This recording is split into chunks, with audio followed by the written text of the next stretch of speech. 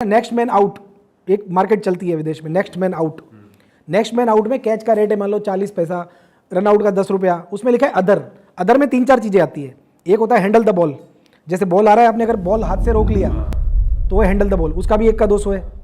एक होता है टाइम आउट, एक होता है टाइम आउट जो अभी मैथ्यूस हुआ था कि 3 मिनट में अगर आप बाहर आके क्रीज पे नहीं गए तो वो भी आप आउट हो, 3 मिनट या 2 मिनट। मान लो कोई टॉयलेट में है, उसकी बारी आ गई और क्रीज पे नहीं पहुंचा, आउट है। तो ये अदर में आता है 1 का 200 रुपया। तो उस बंदे ने क्या किया, उसको समझा दिया केनिया वाले को। अब उसने अपने सारे लड़के छोड़ दिए लंदन की स्पोर्ट्स बुकों में, मतलब विलियम हिल, पैडी पावर, बैट 365 जितनी भी चल रही है लीगल, सब जगह जाके 50 पाउंड 100 पाउंड ही लगाने हैं, क्योंकि भाई 200 का माल है, तुम 100 लगा रहे हो तो भी 20,000 पाउंड का आज से 25 साल पहले पे आउट निकल रहा है। तो हाँ, तो उसने 3-4 देशों में वो कर लिया। इंडिया के बुकियों को कॉल कर लिया, जैसे देसी बुकी जो चलते हैं ऑफलाइन, कि भाई कोई प्लेयर आउट हो उसका क्या रेट है, तो बोला ये अच्छा इस तरह से आउट हो, तो बोले पागल है, इस तरह तो साल में 2 ही लोग आउट होते हैं। तो बोले हो गया तो बोले कर ले 50-100 रुपये। भाई ताऊ जी वो देखो वहाँ 200 चल रहा है लंदन में, वो तो जा लंदन ही खेल ले। तो बोले चलो 50 में, इसको तो ले ही लेना है। तो भाई ने कर लिया, ठीक है। अब वो बंदा हुआ क्या, इनके साथ हो गया सीन क्या हो गया कि 2 प्लेयर होते हैं और इन्होंने लगा दिया था नेक्स्ट मैन आउट, उससे पहले सामने वाला आउट हो गया। अच्छा, तो ये बंदा तो इसको पता नहीं पानी वाले ने बोल दिया कि कुछ मैसेज भेज दिया कि भाई अब तो होना मत, तेरे होने का कोई फायदा नहीं है। तो 3 मैच की सीरीज थी। तो दूसरी मैच में इन लोगों का, पहली मैच में तो जो लॉस लग गया वो लग गया, 2-4 हज़ार पाउंड ही लगाए होंगे, क्योंकि 1 का 200 है, 1.5-2 करोड़ कमाने के लिए कितना ही लगता है, 2-4 लाख रुपए। तो दूसरी में उसको सिग्नल चेंज करवा दिया कि भाई तू चिंगम खा रहा है, तुझे चिंगम थूकनी है और टीवी पे दिखना चाहिए, अगर तू चिंगम थूकेगा मतलब ओके है।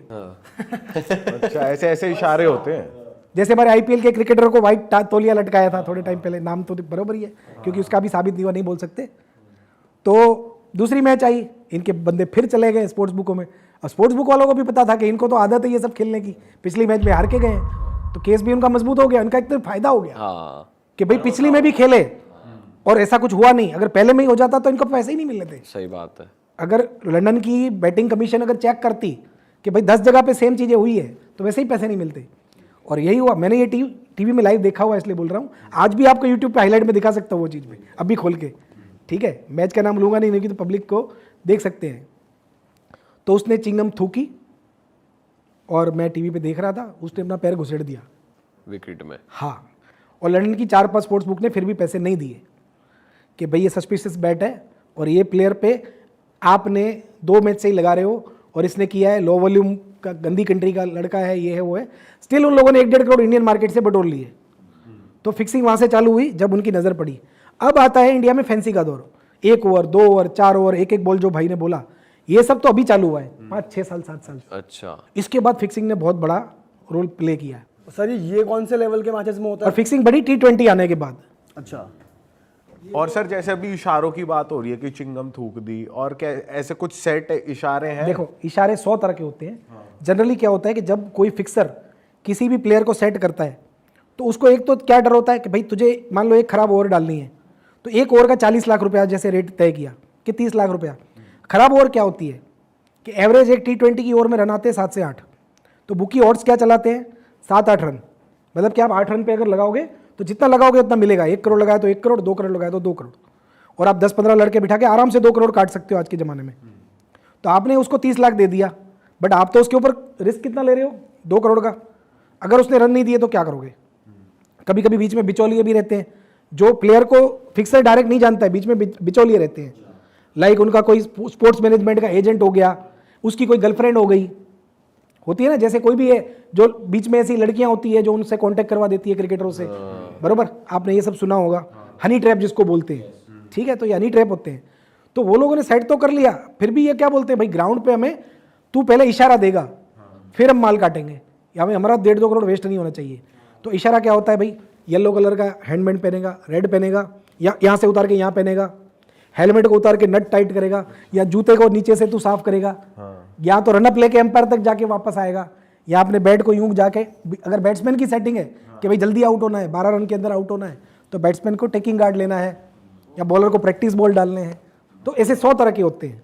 और सर ये फिक्सर और ये प्लेयर जो फिक्सिंग करते हैं, ये मतलब मैच से कितना टाइम पहले होती है ये चीज़ फिक्सर और प्लेयर के बीच में? ये मैच से 1 दिन पहले, 2 दिन पहले, हफ्ते पहले, डिपेंड है कैसे करते होंगे, सबकी अलग अलग सिस्टम होती होगी। बट क्या गवर्नमेंट इसको रेगुलेट करने के लिए और ये देखने के लिए ग्राउंड में उनका बंदा होता है, ठीक है, जो लाइव चालू होता है, ठीक है, वो देखेगा ग्राउंड में कि ओके इसने रेड हेयर बैंड पहना है तो ये काम करेगा, उसके बाद ही वो लोग अपना रिस्क लेंगे और मैच खत्म होते ही भाई को अपनी फीस मिलेगी। और सर क्या रेगुलेशन मेंटेन करने के लिए प्लेयर्स के फोन टैप होना या स्ट्रिक्टनेस मेंटेन? नहीं, देखिए टैप तो उसी के होते हैं जिनके ऊपर डाउट हो, तो बिल्कुल होते हैं। ये जितने पकड़े गए, कैसे पकड़े गए, जब इनकी चीज़ों पे डाउट गया तो इनके फ़ोन टैप किए गए, कैमरे लगाए गए। जितने भी आज तक पकड़े गए लास्ट 10 साल में, IPL में भी जो पकड़े गया था एक कांड, ठीक है, वो तो साबित हो चुका है, तो उसका तो बोल ही सकते हैं जो हुआ है वो। तो 2 टीमें भी सस्पेंड हुई थी 2 साल के लिए, क्योंकि उसके ओनर जुआ खेलते हुए दिखे थे, बरोबर। 2 साल बाद वो टीमें वापस आई। तो होता क्या है कि इन लोगों के फ़ोन 2 घंटे पहले ले लिए जाते हैं। जैसे ये बस से उतरते हैं ना, एक टोकरी लेके, वो तो छोटी टूर्नामेंट में भी, ये लीजेंड की भी होती है, कोई भी टूर्नामेंट में फ़ोन 2 घंटे पहले ले लेते हैं। बट फ़र्क ही क्या पड़ता है? बात तो कल रात को हो गई। नहीं, रात को हो गई, चालू में कोई भी चेंजेस है तो जो बीच में स्ट्रेटेजी ब्रेक पड़ रहा है 2.5 मिनट का, वहाँ पे आपको आके कोच बता रहा है, मैनेजर बता रहा है, जो प्लेयर नहीं खेल रहा है वो बता रहा है, काम वाला, झाड़ू वाला, कोल्ड ड्रिंक वाला, कितने लोग होते हैं, मैसेज तो कोई भी दे सकता है। राइट। तो सर जैसे मैच फिक्सिंग जब हो जाती है तो जो छोटे लेवल के बुकी हैं, फिर जो नॉर्मल प्लेयर्स खेल रहे होते हैं, जो घर बैठ के बैटिंग कर रहे होते हैं, उन लोग को तो मालूम नहीं होता कि किस लेवल पे चीज़ें बदलने वाली हैं, तो उनके तो बहुत लॉसेज हो जाते होंगे इस चीज़ को देख। जी देखिए, ऐसा है कि जब एक cricket lover, as a cricket lover, मान लो कोई जुआ नहीं भी खेल रहा है, तो उसके साथ भी ये बहुत बड़ा धोखा है, क्योंकि वो देश के भले के लिए खेल रहा है या फिर वो अपनी टीम को सपोर्ट कर रहा है, फिर वो चाहे क्लब भी क्यों ना हो। अब उसके साथ ये बहुत बड़ा धोखा हो रहा है। प्लस में जो खेल रहा है उसकी जजमेंट क्यों गलत जा रही है कि एक अच्छा बॉलर है, उसको, उसने बेचारे ने पूरे स्टेट्स देख लिए कि यार ये बॉलर बहुत अच्छा है, बैट्समैन को ये खा जाएगा, या तो ये कम 7-8 रन देगा या 4 देगा। अब उसने तो उसके रन नहीं आएंगे, उसके ऊपर पैसे लगा दिए। लेकिन वही बॉलर अगर 30-40 लाख खा के 15 रन दे देता है तो उसकी इफेक्ट पूरी मैच पे आती है, क्योंकि उसके बाद वाला बॉलर भी पीट सकता है। अब बैट्समैन का हाथ खुल गया, मान लो मैं आपसे डर के खेल रहा हूँ, एक साइड से कोई अच्छा बॉलर बॉलिंग कर रहा है जो मुझे दबा के रखा हुआ है, और एक चोर ने आके मुझे 15 रन दे दिए, तो मेरा तो हाथ खुल गया बल्लेबाज का, मेरा कॉन्फिडेंस खुल गया, तो मैं तो अच्छे को भी पीटूंगा, हो सकता है मैं अपनी टीम को भी हरवा दूं। तो होता क्या है कि जब 2020 क्रिकेट आया, उसके बाद ये सारी गंद कहाँ चालू हुई, मैं बताता हूँ। ये गंद एक्चुअली इंडिया से ही चालू हुई है, मैक्सिमम। जो एक छोटी लीग आई थी, अभी तो IPL तो बहुत बड़ा ब्रांड है, मैं उसके बारे में बात नहीं कर रहा हूँ, ठीक है। IPL तो बहुत अच्छा काम किया है BCCI ने, कि इतने लोगों को रोजगार मिल रही है, हमारा देश तरक्की कर रहा है, क्रिकेट इतना डेवलप कर रहा है कि आज हमारे छोटे छोटे गाँव से यशस्वी जायसवाल जैसे छोटे परिवार का लड़का भी इतना आगे जा रहा है। तो BCCI ने बहुत अच्छा काम किया IPL ला के, ठीक है। नए टैलेंट मिलते हैं, रेवेन्यू मिलता है, स्टेडियम भर जाते हैं। वो तो बहुत एक आगे के मुद्दे अपन आगे लेंगे कि इंडिया को कितना फ़ायदा हुआ है IPL से, और BCCI इतना स्ट्रॉन्ग हो गया है कि पूरे दुनिया पे हम राज कर रहे हैं। अरे वाह, आपने ये वीडियो यहाँ तक देख ली भाई, तुमने हमारी मेहनत सफल कर दिया, तुम ही लोग हो असली रियल हिट। और अगर आपको बहुत मज़ा आ रहा है ऐसी क्लिप्स में, ऐसी वीडियोस में, तो फटाफट जाइए प्लेलिस्ट पे बिंज वॉच कीजिए, सारी वीडियोस देख डालो और मौज काटो। That is it. हम मिलेंगे नए पॉडकास्ट में, नए क्लिप में। Till then bye bye, see you, take care, do subscribe.